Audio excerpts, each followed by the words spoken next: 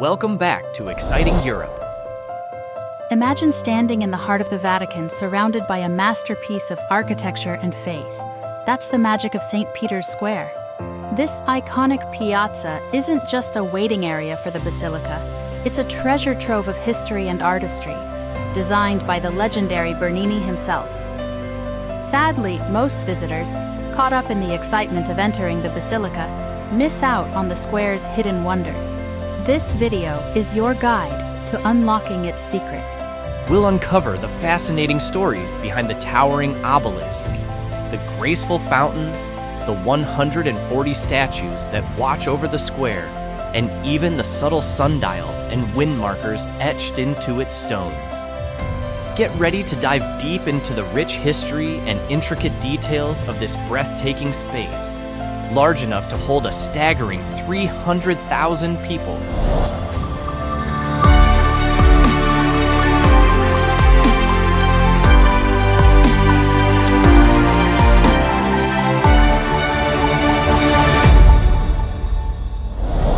But first, let's start from the beginning. We'll guide you from the metro station, pointing out interesting sights along the way, and ensuring you arrive at St. Peter's Square well prepared for an unforgettable experience. To reach St. Peter's Square by metro, take Line A and get off at the Ottaviano station. From there, it's a short walk to the square. As you exit the station, take Via Ottaviano. At this point, the square won't be visible yet, but simply follow the signs or the flow of pedestrians. Along the way, you will reach Piazza del Risorgimento, a tram terminus, and on the opposite side, you will see a massive wall. This imposing structure, 12 meters high and 1,200 meters long, is the Vatican Defense Wall, standing proudly since the 9th century. If you accidentally turn right and follow the wall, you'll end up at the entrance to the Vatican Museums. So, to get to St. Peter's Square, just head straight across the piazza, and in less than 5 minutes, you'll be in the heart of the Vatican. Just before the square, you will pass through medieval arches. These arches, known as Porta Angelica, are part of the wall. Above them runs a corridor connecting the Vatican with Castel Sant'Angelo, called the Passetto di Borgo. The Passetto di Borgo stands as a testament to the Vatican's turbulent history. This elevated, fortified passage, stretching approximately 800 meters, about half a mile long, was constructed in the 13th century as an escape route for popes during times of danger.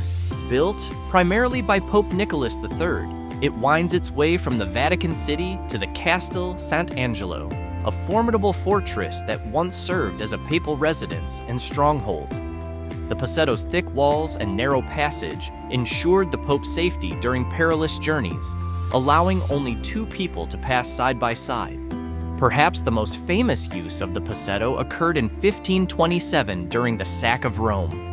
As the troops of Emperor Charles V ravaged the city, Pope Clement VII fled through this secret passage to the safety of Castel Sant'Angelo. This dramatic escape solidified the Passetto's significance as a lifeline for the papacy. While most of the Swiss Guard were tragically killed defending the Pope as he fled through the Passetto di Borgo, their unwavering courage and loyalty left a lasting impression. This act of self-sacrifice cemented their reputation as steadfast protectors of the papacy. Even though the Passetto itself is no longer used as an escape route, the legacy of the Swiss Guard's bravery lives on. Today, they continue to serve as the Pope's personal bodyguard, upholding their tradition of unwavering dedication and valor. As of 2024, there are 135 members of the Pontifical Swiss Guard. And finally, passing through the colonnade heading towards the obelisk, we find ourselves in the middle of one of the greatest squares in the world, St. Peter's Square. Stepping into St. Peter's Square is like stepping into a postcard or a history book brought to life. The sheer scale of the colonnades embracing you, the towering obelisk reaching for the sky, and the majestic facade of St. Peter's Basilica. It all evokes a sense of wonder and grandeur. Whether you're religious or not, the weight of history and the artistry on display can't help but stir something deep within. It's a place that whispers stories of centuries past, a place that invites contemplation, and a place that leaves a lasting impression on all who visit. At the center of St. Peter's Square, an ancient Egyptian obelisk pierces the sky.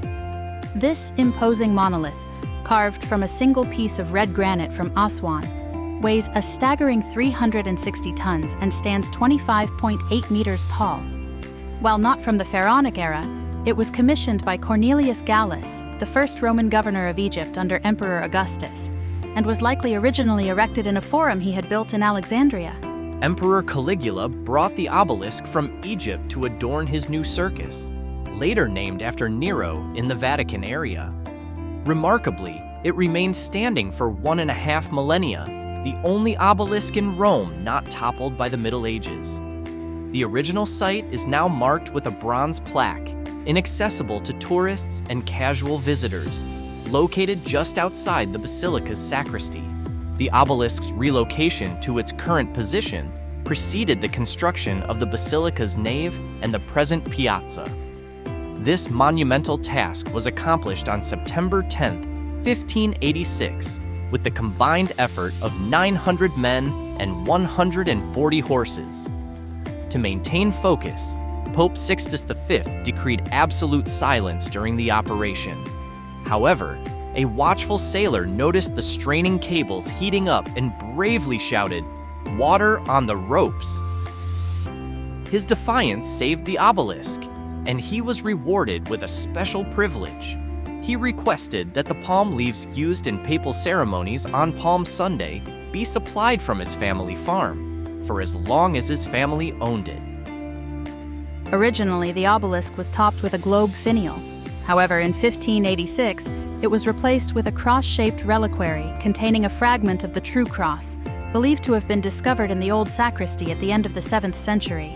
It's the second tallest obelisk in Rome, surpassed only by the Lateran obelisk. Notably, it's the sole obelisk without hieroglyphics, featuring instead Latin inscriptions.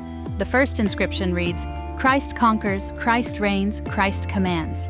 May Christ defend his people from all evil." This inscription clearly emphasizes the central role of Christ in Christianity, highlighting his power and authority, and invoking his protection for the people. The second inscription states, "Sixtus V, Supreme Pontiff, transferred the Vatican Obelisk, dedicated to the impious cult of pagan gods, to the threshold of the apostles with laborious effort in the year 1586, the second year of his pontificate." Encircling the obelisk, a captivating windrose diagram utilizes compass points to chart the diverse winds that sweep across St. Peter's Square. Each of the 16 elliptical white marble markers is thoughtfully inscribed with both the compass point and the corresponding wind's name, inviting visitors to ponder the interplay of natural forces and human ingenuity. While the concept of a wind rose dates back to ancient times, these particular markers were added to the square around 1852. This thoughtful addition, alongside the 4 7-branched candelabra and the traffic-free circle delineated by 68 short granite posts, was implemented during the reign of Pope Pius IX, further enhancing the square's grandeur and symbolism. Between the 2 majestic fountains and the obelisk on each side, you'll find the Centro del Colonnado, Center of Colonnade markers. Stand on one and prepare to be amazed by an extraordinary optical illusion. From this vantage point, the seemingly endless rows of columns flanking the square appear to converge into a single, unified line, creating a breathtaking sense of perspective and depth. This clever architectural trickery amplifies the grandeur of the square. With its grand colonnades, St. Peter's Square was designed by the renowned architect Bernini under the patronage of Pope Alexander VII, reaching completion in 1667. This architectural masterpiece encompasses a unique space, a transverse ellipse seamlessly merging with a trapezoid, the latter culminating in the awe-inspiring facade of St. Peter's Basilica. A total of 284 Doric columns and 88 pilasters stand sentinel, encircling the elliptical expanse which stretches 240 meters across. The ellipse itself is embraced by 2 open colonnades, each boasting 4 rows of columns that create 3 inviting walkways. Adorning these colonnades are 140 statues, each standing 3.1 meters tall and meticulously sculpted by Bernini's talented pupils. These sculptures hold a wealth of fascinating details. For instance, one of the inner entrances proudly displays the coat of arms of Pope Alexander VII, surmounted by 4 captivating sculptures. They depict Mark the Evangelist, Mary of Egypt, Ephraim, and Theodosia. Today we have a comprehensive record of each sculpture's creator, date of completion, and even the cost of their commission. For instance, the statue of Saint Praxedes, a 2nd century Roman noblewoman known for her charitable works, was delivered on June 18, 1703, for the sum of 80 scudi. Bernini's genius shines in his design for St. Peter's Square, where the majestic colonnades embody the welcoming arms of the church, inviting the world into its embrace. This architectural masterpiece dramatically transformed the landscape, separating the old city's cramped quarters and narrow alleys from a breathtaking new expanse of open space.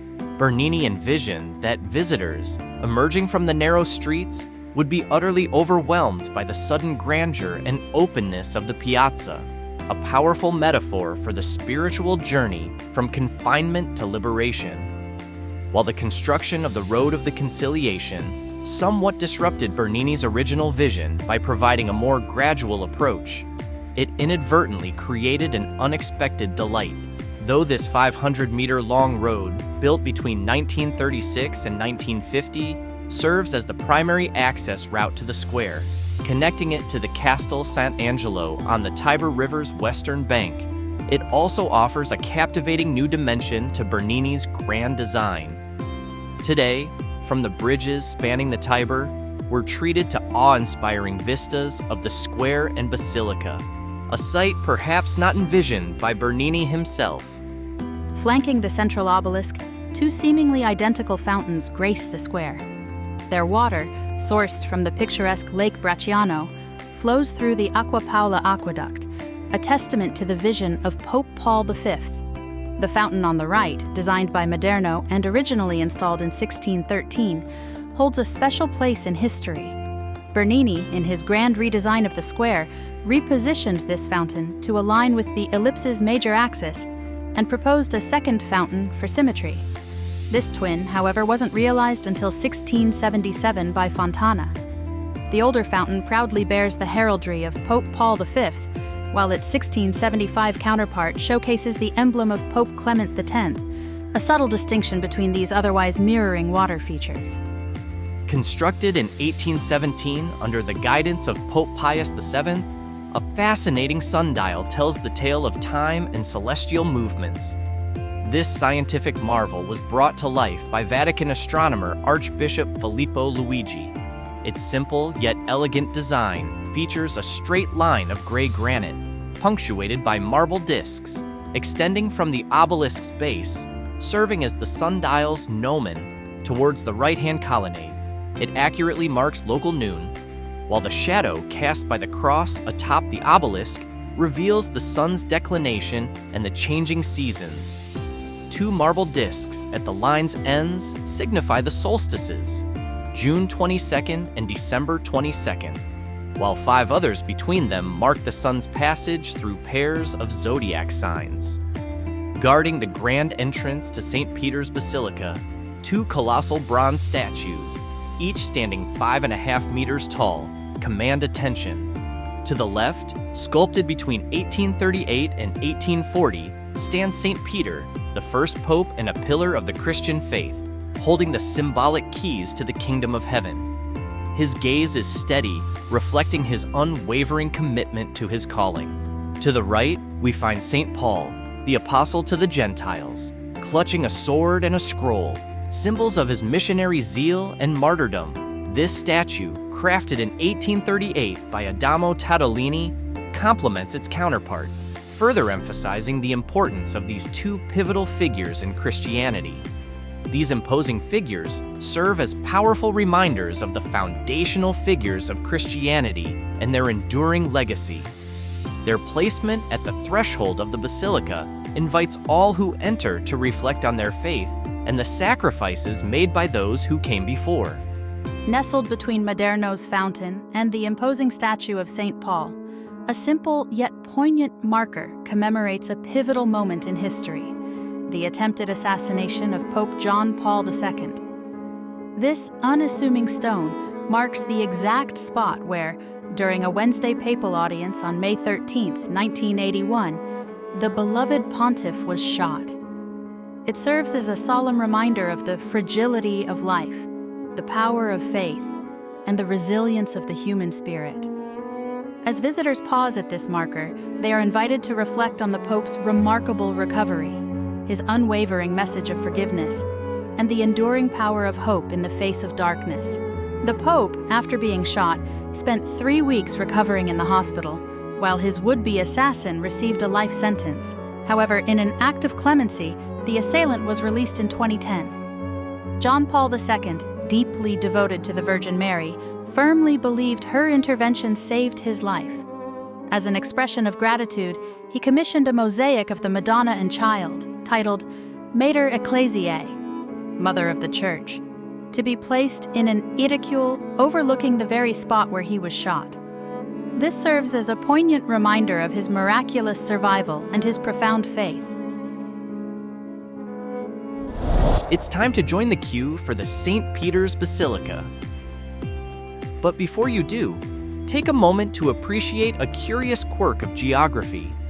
At the very edge of the colonnades, a white line marks the border between Italy and the Vatican State.